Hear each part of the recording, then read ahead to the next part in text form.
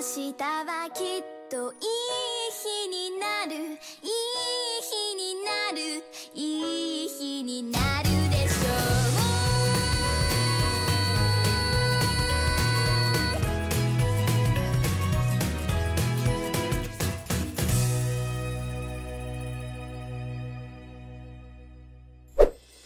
Hello， 大家好，我咧又嚟到九州啦，今次係第2次嚟，而家咧就着陸咗呢個鹿兒島機場。咁咧，我哋今次呢個行程咧係全部都自駕遊嘅，就係6日5夜鹿兒島宮崎自駕遊之旅。咁咧一落機咧，我哋就梗係去租車啦。咁一早就網上邊預約咗嘅。咁啱啱咧就一出機場咧，就去揾個 information counter 啦。咁嗰度嘅職員咧就會幫你打電話通知嗰啲租車公司過嚟接我哋啦。咁呢個位置咧就係等車嘅地方啦。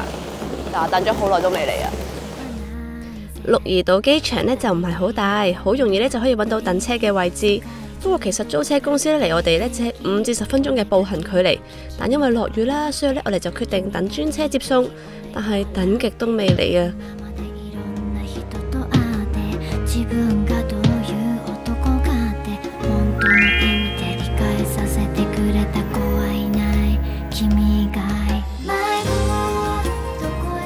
我而家有少少嬲啊，因為咧等咗成15分鐘先有車，但其實係5分鐘嘅路程，仲要見住其他嘅揸車公司全部都嚟齊咯，係得呢架未嚟。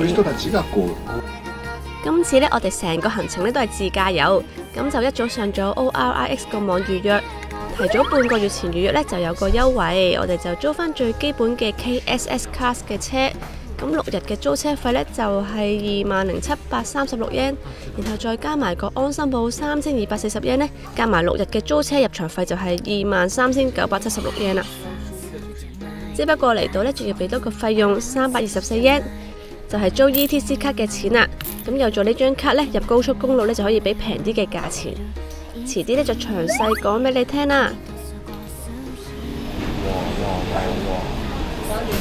雨聲嚟喎，個地下彈晒啲雨出嚟。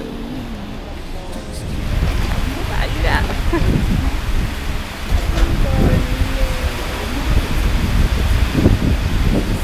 昨天还是晴天，今天开始下雨，然后明天也是下雨。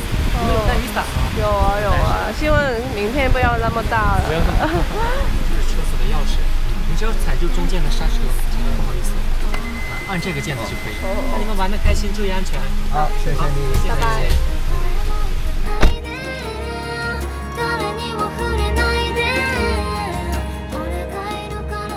雨咧越落越大，我係完全未試過喺日本經歷咁大雨㗎。呢個大雨嘅程度咧，完全係香港嘅黑色暴雨啊！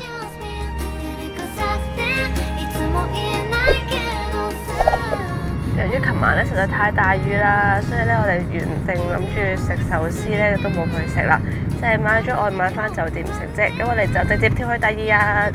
咁咧今日咧終於唔落雨啦，而且咧天氣報告話晏晝仲會天晴添啊，好興奮啊！咁我哋而家咧出發去第一個景點。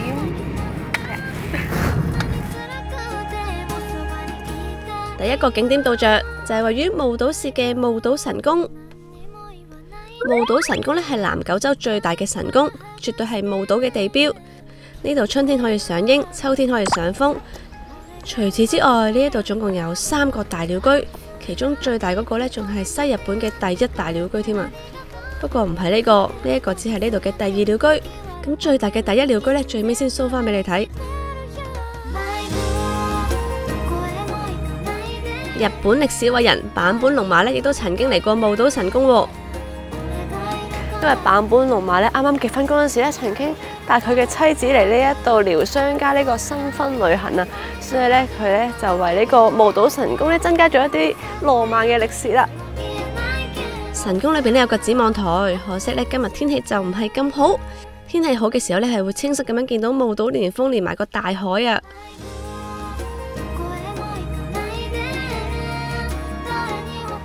穿過埋第3鳥居就會到達霧島神宮嘅本殿啦。我覺得呢個霧島神宮咧真係非常之靚，睇呢個畫面，即係嗰啲樹林包圍住個神宮嗰個感覺係非常之宏偉咯。我哋而家衝上去啦！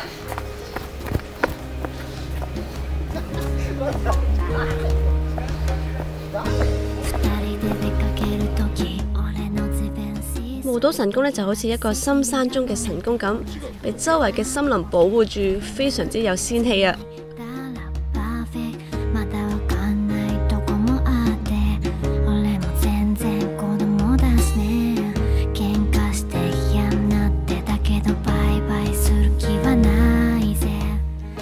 咁多人排隊參拜，我都要跟隊先。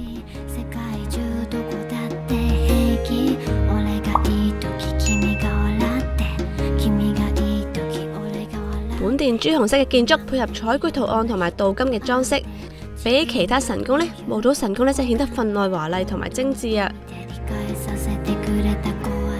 神宮裏邊呢仲有一棵神木，佢係南九州杉，高33米，佢嘅年齡呢估計呢已經超過800年啦。嚟到神宮當然要求下籤啦，呢度有得分別求戀愛同埋求幸福嘅籤。咁呢戀愛呢一款籤呢雖然好靚，但我就唔需要求啦。咁我就選擇咗求幸福啊！好，睇下我抽到啲咩先。神啊神，快啲保佑我抽到支好籤啦！最後我係抽到呢個末吉啊，都 OK 啦，好過抽到空嘅，係咪先？